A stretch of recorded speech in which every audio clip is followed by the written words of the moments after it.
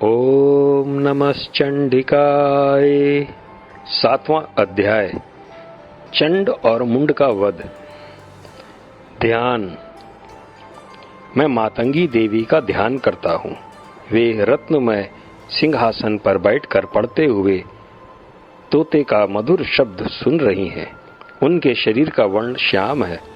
वे अपनी एक पैर कमल पर रखे हुए हैं और मस्तक पर अर्धचंद्र धारण करती हैं तथा कहार के पुष्पों की माला धारण किए वीणा बजाती हैं।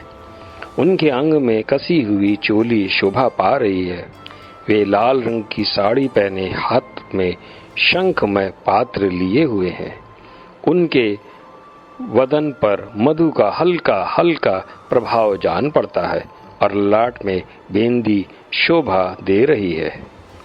ओम नमश्चंडिकाय। ऋषि कहते हैं, तदंतर शुंभ की आज्ञा पाकर वे चंड मुंड आदि दैत्य चतुरंगी सेना के साथ अस्त्र शस्त्रों से सुसज्जित हो चल दिए। फिर गिरिराज हिमालय के सुवर्णमय ऊंचे शिखर पर पहुंचकर उन्होंने सिंह पर बैठी देवी को देखा। वे मंद मंद मुस्कुरा रही थी। उन्हें देखकर दैत्य लोग तत्परता से पकड़ने का उद्योग करने लगे।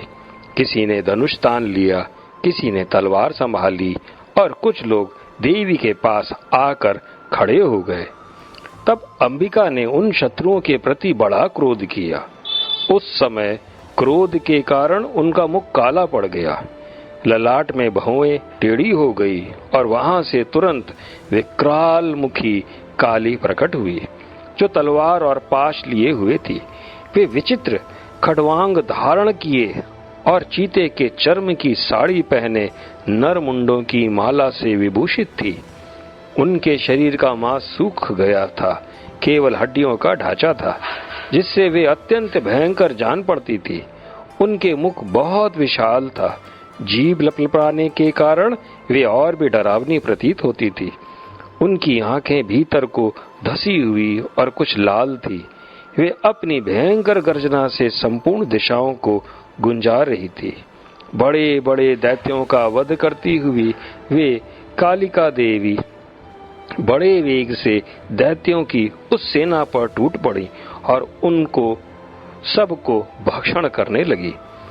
वे पार्श्व रक्षक को अंकुशधारी महावतों, योद्धाओं और घंटा सहित कितने ही हाथियों को एक ही हाथ से पकड़कर मुंह में डाल लेती थी। इसी प्रकार घोड़े, रथ और सारथी के साथ रथी सैनिकों को मुंह में डालकर वे उन्हें बड़े भयानक रूप से चबा डालती थी। किसी के बाल पकड़ लेती, किसी का गला दबा देती, किसी को पैरों से कुचल डालती और किसी को छाती के धक्के से गिराकर मार डालती थी। वे असुरों के छोड़े हुए बड़े बड़े अस्त्र शस्त्र मुंह से पकड़ लेती और रोष में भरकर उनको दांतों से पीस डालती थी। काली ने बलवान एवं दुरात्मा दैत्यों को की वह सारी सेना रौंद डाली, खा डाली और कितनों को मार भगाया। कोई तलवार की घाट उतारे गए, कोई खटवांग से पीटे गए और कितने ही असुर दांतों के अग्रभाग से कुचले जाकर मृत्यु को प्राप्त हुए। इस प्रकार देवी ने असुरों की उस सारी सेना को क्षण भर में मार गिराया। यह देख चंड उस अत्यंत भयानक काली देवी की ओर दौड़ा तथा महादैत्य मुंड ने भी अत्यंत भयंकर बाणों की वर्षा से तथा हजारों बार चलाए हुए चक्रों से उन भयानक नेत्र वाली देवी को आच्छादित कर दिया। वे अनेकों चक्र देवी के मुख में समाते हुए ऐसे जान पड़े मानो सूर्य के बहुतेरे मंडल बादलों के उदर में प्रवेश कर रहे हों। तब भयंकर गर्जना करने वाली काली ने अत्यंत रोष में भरकर विकट अट्टहास किया। उस समय उनके विकराल वदन के भीतर कठिनता से देखे जा सकने वाले दांतों की प्रभा से वे अत्यंत उज्जवल दिखाई देती थी। देवी ने बहुत बड़ी तलवार हाथ ले हम का उच्चारण करके चंड पर धावा किया और उसके केश पकड़कर उसी तलवार से उसका मस्तक काट डाला। चंड को मारा गया देखकर मुंड भी देवी की ओर दौड़ा। तब देवी ने रोष में भरकर उसे भी तलवार से घायल करके धरती पर सुला दिया।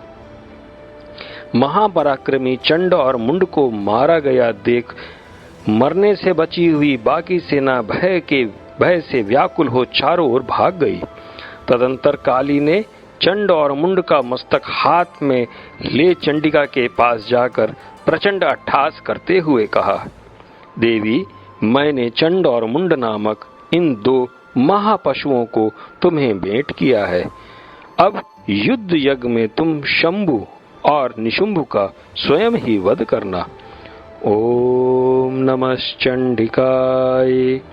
ऋषि कहते हैं, वहां लाए हुए उन चंड मुंड नामक महादैत्यों को देखकर कल्याणमयी चंडी ने काली से मधुर वाणी में कहा, देवी, तुम चंड और मुंड को लेकर मेरे पास आई हो, इसलिए संसार में चामुंडा के नाम से तुम्हारी ख्याति होगी। ओम नमः चंडिकाय।